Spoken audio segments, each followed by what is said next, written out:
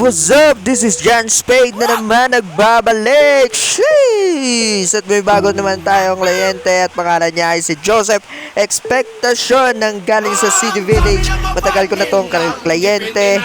Dito na at gugawin na natin siya. Sabik mata mo, mga gustong umabot, gusto po. Pinagmukha na tayong unghang. Ang dami na mabanin lang, depende na lang yan sa pakinabang. Mga sabik mata mo. At bago natin gupitan si Joseph, ay ipapakita ko muna yung mga bago kong gamit. Yan, sinisterilize ko yan bago gamitin sa bago kong kliyente. Hinaharap, lakas pumorma, animoy nakakakakit na talulo.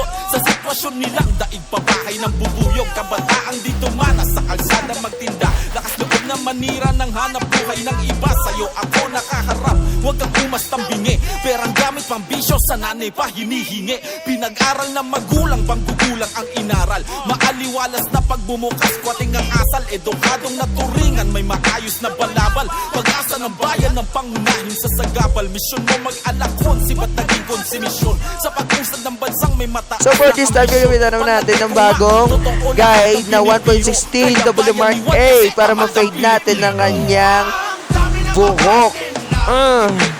For this time naman gagawin natin ay tapos natin i-blend ay gagawa naman natin ng bagong line para sa ating ahitan sa ibabaw ng kanyang tenga.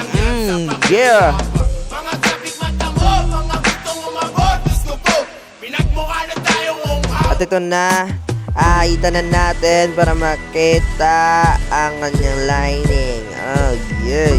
Sheesh! Yan, sarapan natin bro.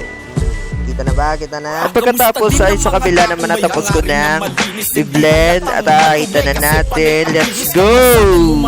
Laging bago ang balak, tinatago ang burdang sa atin ay nakangarap.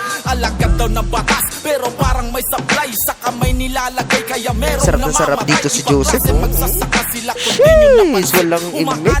Pagkatapos natin na ahitan, gawin natin na mas malinis talaga. Gawin natin yung malinis at ginamit ako dito na 0.5 na bagong bili ko na WMark at ito na at dinidiman ko na rin para bumantay sa kanyang bed na ginawa natin yung si Baba ay trim ko lang ng konti-konti. Wow, yan na, kita na. Bagay ba? Pinagmukha na tayong unghang. Ang dami na mabanin lang, depende na lang yan sa pakinabang. Mga sabik mata mo, mga gusto. Ang dami na mabanin lang, depende na lang yan sa pakinabang.